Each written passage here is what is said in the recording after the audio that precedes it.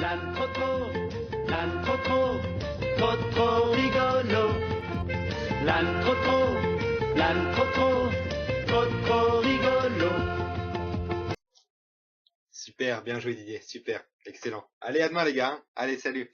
Bonsoir à tous, voilà. Si je suis ici ce soir, hein, c'est pour parler d'un sujet assez grave, hein, si je peux me permettre. C'est un sujet que j'ai remarqué aujourd'hui, hein, en effet. Enfin, c'est un phénomène assez chelou, hein, un phénomène assez bizarre qui fait presque flipper.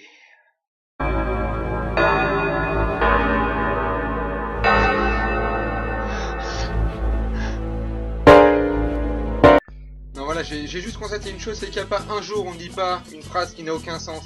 La dernière fois j'étais aux courses avec ma mère au centre commercial, oui je dis centre commercial comme dans les médias, alors que personne n'utilise ce mot-là. Oui, donc j'étais avec ma mère en train de faire les courses et tiens, au moment quand j'ai vu ma mère en train d'acheter des tomates, des aubergines et des salades, je me suis dit tiens, je vais aller au rayon DVD et CD, tu vois. Seulement là il y a eu un petit problème, tu vois, parce qu'au rayon CD DVD il y avait que des DVD. Alors moi j'étais pas content, j'ai été voir la vendeuse et tout d'un coup je l'ai direct balancé. Excusez-moi madame, vous travaillez dans le magasin? Ouais. Vous faites des CD? La meuf m'a regardé, elle m'a dit direct. Bah dis donc je te remercie. Des CD? Eh bah dis donc je te remercie, je savais que je faisais pas mon âge. 40, 50 ans j'encaisse, d'accord. Mais des CD quand même. Attends, non. Attends, j'ai 28 ans Patrick. Le gamin dit que je ressemble à une morte. Et sans plus attendre, messieurs, dames, voici le top 5 des phrases qui m'énervent que j'ai appelé le top 5 des phrases qui m'énervent. Phrase numéro 5. C'est déjà fini? C'est cette phrase qui retentit à la fin de chaque cours, ou pratiquement dans la bouche de cet élève un petit peu lèche-cul, si je peux me permettre, pour rester poli. Et attention, hein, quand je dis lèche-cul, ça n'a rien à voir avec le fait que sa langue râpe l'arrêt. Hein, moi, vendredi, c'était vendredi saint. Bon, bien évidemment, j'ai mangé une raie. Hein, et ça ne veut pas pour autant dire que je suis un lèche-cul. Non, attention, hein, ne pas faire la confusion. Et si vous êtes coiffé d'une raie, hein, attention, ça ne veut pas dire que si quelqu'un vient vigoureusement vous lécher cette raie, que lui aussi sera un lèche-cul. Voilà, c'était pour la petite parenthèse, hein, voilà. Non, voilà, si j'aime pas cette phrase, hein, c'est typiquement personnel, c'est parce que c'est la phrase que me dit ma copine juste après avoir fini de faire l'amour. T'es rentré là? Oh, oui, juste. C'est bon, c'est bon. C'est bon pour le moral. C'est bon.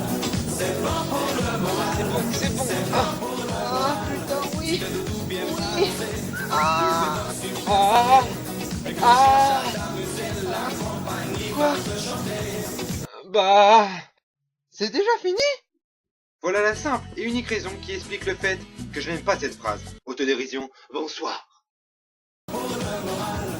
Phrase numéro 4. Je vous mets un sirop pour la toux.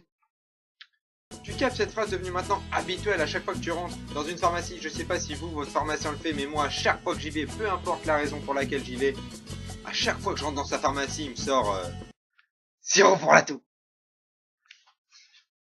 Monsieur, j'ai un petit peu mal à la gorge.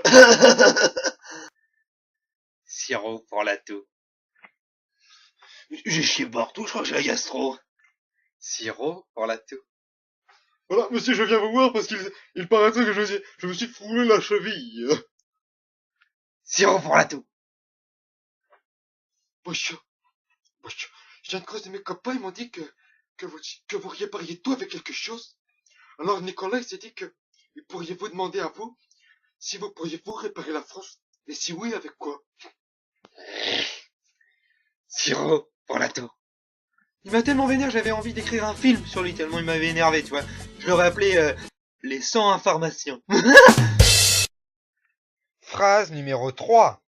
Tu connaîtrais pas Lola? Voilà la phrase typique quand tu te présentes à quelqu'un loin de chez toi, un mec que tu ne connais pas, quand tu lui dis « Salut, je m'appelle Morgane, je viens de Châtellerault ».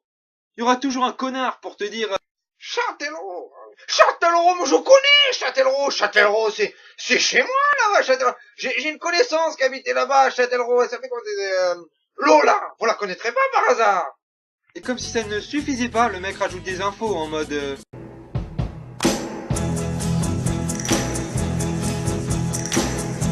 alors que l'indice c'est complètement paro, c'est ce genre d'indice. Une lycéenne blonde, 1m20 de jambes, mesurer 1m30. Une chaîne blonde bouclée, elle faisait du ping-pong avec Charles. Charles. Un jour, je suis tombé sur un mec, je vous jure, c'est vrai, quand je lui ai dit Lolo, lola, lolo, lola, la la la la la la la, non, je ne connais pas, désolé. Il m'a dit Mais si. alors par simple politesse et par respect pour lui, et puis aussi pour me foutre de sa gueule, évidemment, je lui ai exclamé tout haut, tout fort Lola, Lola, Lola, mais oui, Lola, ah oui, Lola, mais oui. Vous la connaissez alors? mais Lola, mais bien sûr que... Non. Et Lolo, son frère, non plus? Merde! Phrase numéro 2. Demander des nouvelles. Aujourd'hui en France, il y a autant de façons de demander comment va la personne que de connards chez les keufs ou que d'alcooliques dans l'éducation nationale. T'as qu'à voir. Ça va? Pépère? Bien ou bien? Wesh, tranquille. Bien ou quoi? Et puis un jour, messieurs dames, la désillusion, le drame, le traumatisme. J'avais 8 ans, j'étais en 3e, et j'ai surpris la conversation entre mon père et un pote à mon père. Et j'ai jamais compris pourquoi le premier mec avait posé cette question quand j'ai entendu la suite de la conversation. Tiens, ça va? Bah et toi? Bah ma foi, écoute. Bon, tant mieux alors, allez à plus. Ouais, c'est ça, ouais. Connard, ouais. Et rien de plus. Je te jure, j'étais mal pour eux. Jusqu'au jour où j'ai eu pire. Je te jure, j'ai eu pire. Un jour, j'ai un pote qui s'est avancé vers moi quand je lui ai dit « Et toi, comment tu vas ?» Il m'a regardé, il m'a dit « Où ça? Comment où je vais? Ah non, je reste là, mon pote. » Non mais, oh là là. Mais c'est quoi? Oh, on va où là? Mais ferme ta gueule, nulle part, je viens de te dire. Phrase numéro 1. L'heure de t'acheter une montre. Phrase ancestrale que nos parents ont dite, que nos grands-parents ont dite, que nos arrière-grands-parents ont mimé. La dernière fois j'ai vu une meuf, je lui ai dit direct « Salut, est-ce que tu peux me donner l'heure s'il te plaît ?» Elle m'a engueulé de ouf, elle m'a dit « Quoi? Mais qu'est-ce que c'est que ça? Mais ça donne pas l'heure. C'est pas quelque chose qui se donne, c'est pas ça là. Est-ce que tu peux me dire, est-ce que tu peux me lire ton pull? Est-ce que tu peux me manger mes cheveux? Non, ça se dit pas. Alors stop! Et c'est à ce moment précis, quand la meuf est encore en train de m'engueuler, que j'ai eu cette illusion, cette inspiration qui m'est venue tout droit de Baudelaire, de Shakespeare, de Victor Hugo, une phrase très poétique qui est pour une simple et petite heure, elle m'en a chié une pendule. Et là, la meuf, pour la première fois de sa vie, commence à comprendre. Oui, parce qu'il lui arrive de comprendre. Au moment où elle commence à comprendre que elle a tort, elle a deux solutions pour venir s'excuser auprès du mec. Soit elle joue la carte de la sensibilité féminine pour l'attention masculine en lui glissant, doucement à l'oreille. Ou alors vraiment beaucoup plus méchante, hein. Elle s'avance vers toi et te glisse une phrase qui, moi, quand on me l'a dit, j'ai simplement envie de pendre la personne. J'ai simplement envie de pendre la personne quand elle me dit cette phrase qui est devenue mythique. L'heure qu'il était hier à la même heure.